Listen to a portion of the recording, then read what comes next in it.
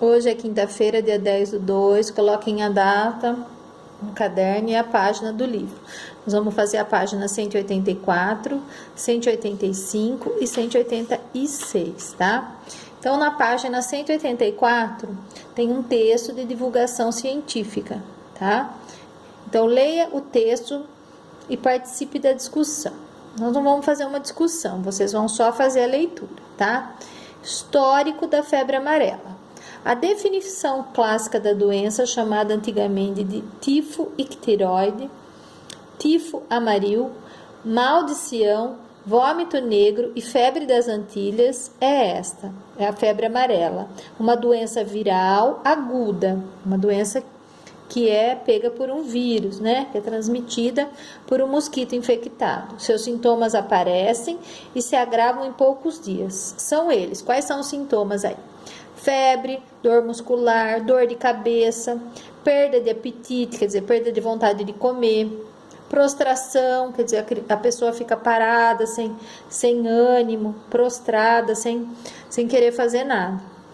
Náusea e vômito. Então, ânsia e vômito, tá?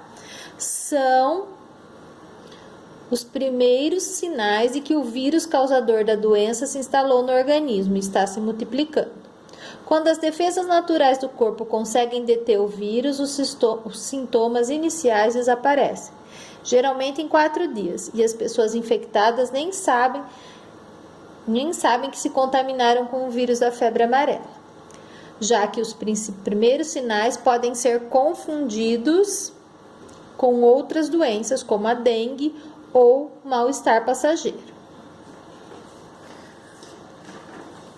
E aqui continua o texto, tá? Então, vocês vão continuar. Apesar da experiência acumulada pela medicina, com surtos e epidemias anteriores, o aprendizado dos pesquisadores foi intenso, com o reaparecimento da doença no país.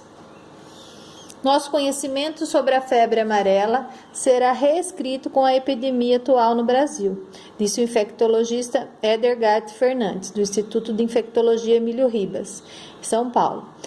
Argumentou que as estratégias de diagnóstico e tratamento se fundamentam em descrições genéricas de casos acumulados desde 1940. Então, eles precisam fazer um estudo maior sobre isso, tá?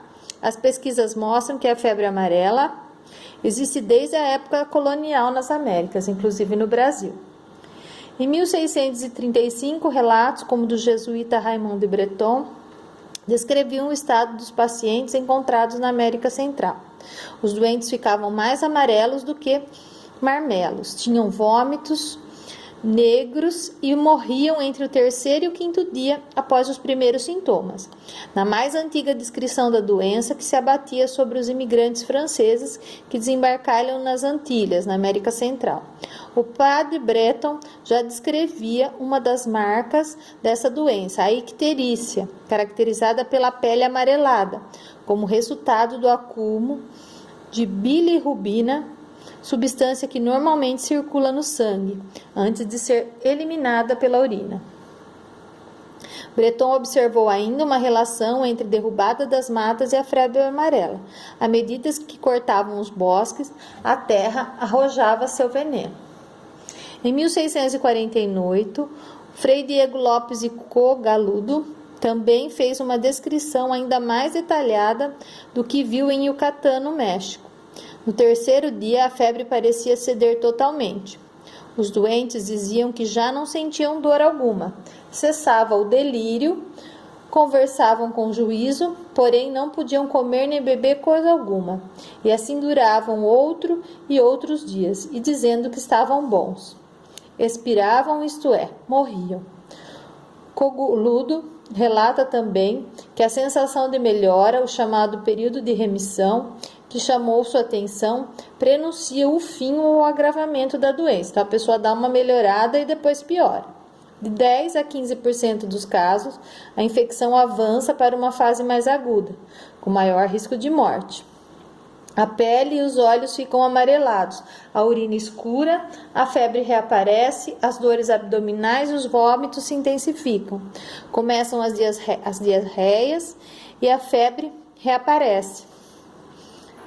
as diarreias e as hemorragias, podendo o sangue sair pela boca e nariz. Se o vírus não for contido, a morte pode chegar em menos de 7 a 11 dias após os primeiros sinais.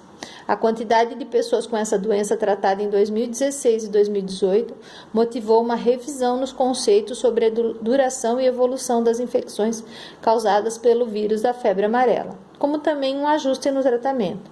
Até agora, a vacinação em massa e o controle das populações de mosquitos, com a eliminação de criadouros e a mobilização, conseguiram deter a febre amarela urbana, temida porque historicamente causou mais morte que a forma silvestre. Então, a fonte é Fioravante, Carlos Henrique, o combate à febre amarela no estado de São Paulo. Então, essa é a fonte desse texto. Aí, na página 186, vocês vão preencher esse quadro aqui, tá? Então, após a leitura do texto selecionado, respondam as questões, tá? Então, qual é a informação abordada? Ele fala sobre o quê? Quais as características do texto? Tá? Do texto, não é da febre amarela, é do texto. Qual a característica? Ele tem uma linguagem formal, ele traz informações científicas. O texto permite ao leitor a apropriação de conhecimento? Você aprende alguma coisa lendo esse texto? Quais provas, pesquisa, resultado de experiência, depoimentos dados o autor apresenta sobre o tema tratado? Ele fala sobre alguma pesquisa? Ele fala sobre alguma experiência que aconteceu com alguém? Alguém conta alguma coisa? Ele fala sobre a vivência de alguém com febre amarela? Lembra que o assunto é a febre amarela. Como é a linguagem do texto? Clara, leve, objetiva ou é difícil de entender? Tá? Qual o tempo verbal predominante? Ele está falando do presente, do passado ou do futuro? Há ilustrações? Que função elas exercem? Existe algum desenho, alguma imagem? Qual é o papel daquela imagem ali? Lembra que, né, no texto tem uma imagem de um mosquito, tá? Então, é importante que vocês observem isso. Qualquer dúvida, me pergunte.